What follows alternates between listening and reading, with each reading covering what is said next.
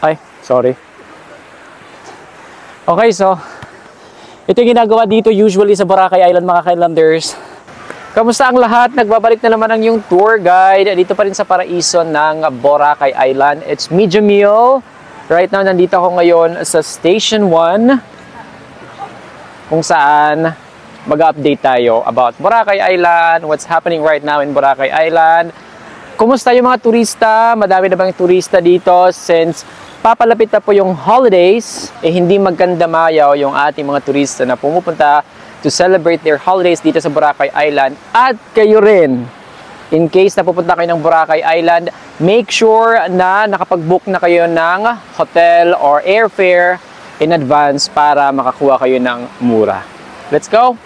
Mapapansin natin mga ka-islanders dito sa beach, medyo konti lang yung tao ngayon kasi hindi pa naman siya as in super na anong tawag dito? Rush hour. Like, ang rush hour dito is around mga 5 p.m.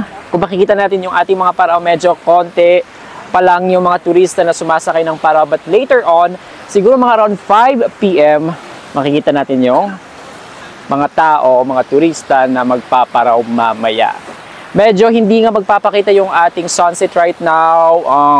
Medyo nasasad ako kasi I won't be able to, you know, give you a glimpse about the sunset dito sa Boracay Island kasi parang hindi ata siya magpapakita. Kung makikita natin mga ka-islanders, look, right?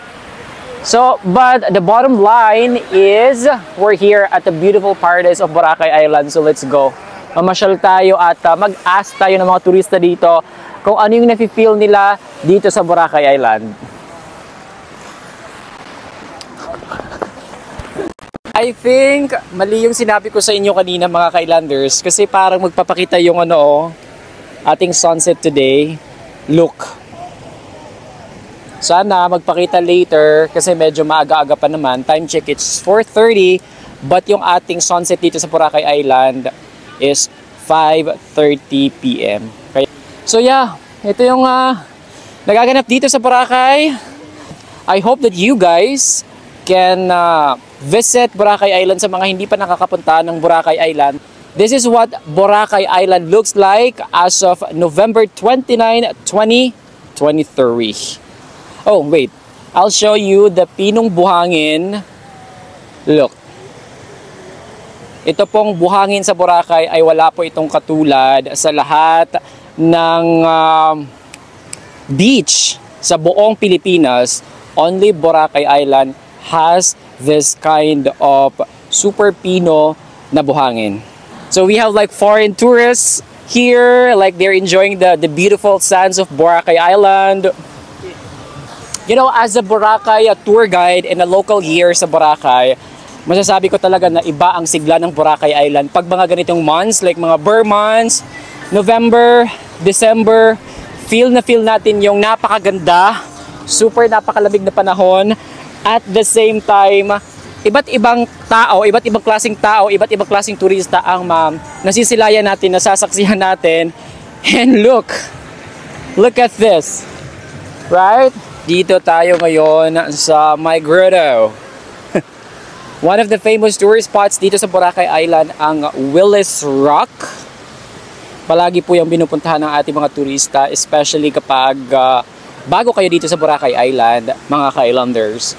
I suggest to, you know, visit that area because maganda siya for photos and parang signature yan na hindi kayo or wala kayo sa Boracay Island kung hindi kayo nakapag-take ng photo dyan sa may grotto. If gutom na naman kayo, that location, that's Percy Restaurant, I would say na masarap yung mga food nila dyan mga ka-islanders kasi dyan ako kumakain lagi. And apart from that, if you guys are looking for a burger house, yeah. Yung video ko sa aking other social accounts sa TikTok, that area over there, yung may mga lights sa taas, you can zoom. That's one of my recommendation sa inyong lahat mga ka-islanders. If you are looking for a parang merienda or something for burger or let's say, ayaw mo kumain ng dinner, ayaw mo kumain ng lunch, then one of my suggestion is that area over there. Anong pangalan yan? Beach Burger? Yeah. Yes, I'm here at Station 1, Kailanders, and right now, itong area na to, dito nagaganap lahat yung mga nagfo-footballs, nagva-volleyball. Sometimes makakakita kayo ng mga celebrities here, football, yung iba is nagva-volleyball, yung iba naman is nagte-tennis. So itong area na to, kasi sobrang lawak ng shore dito, so dito nyo makikita lahat sa my Station 1. As you can see, may mga net tayo, yung ating mga locals na nag-activity, kasi hindi lang po water adventure yung pwede ninyo makuha or ma-experience sa Boracay Island. Meron tayong volleyball. Ayun o, volleyball. So lots of balls yung ating pwede laruin. Pwede sumali. Pwede sumali. So ito try ko ha. Mag-volleyball ako.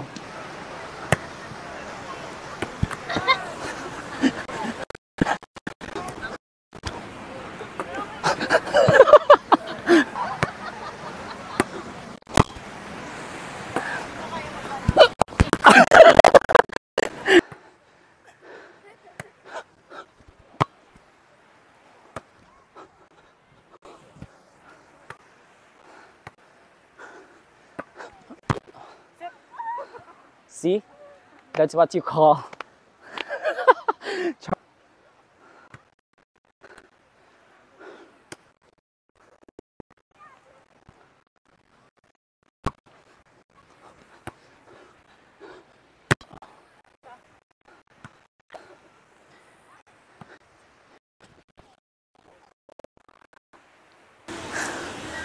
Nakakahingal.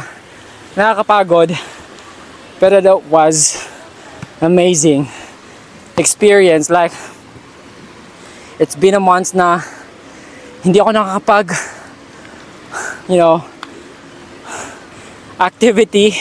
Volleyball is one of my favorite activity dito sa Boracay Island. So, meron dito yung mga frisbee na activity ng ating mga locals, and then mga turista, especially mga foreigners. But again, as I've said earlier, na kung gusto niyo sumali sa mga locals na nagva-volleyball, na gumagawa ng mga activities, then pwede, just, approach them that you wanted to miksali para pasalihin nila kayo. Kagaya ako, pinasali nila ako. Another volleyball court, yung nandito. Where? There? Oh yeah. That's what you guys can see. Just napakaganda, napaka-chill lang, napaka-enjoy. Kung makikita natin yung ating mga turista, mga locals here, they're enjoying every moment dito sa Boracay Island.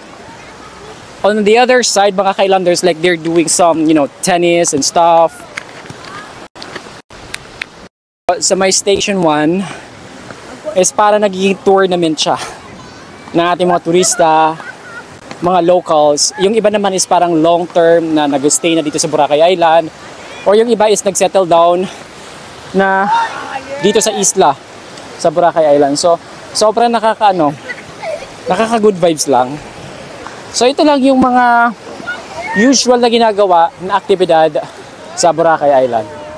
Saan kayo? Ha?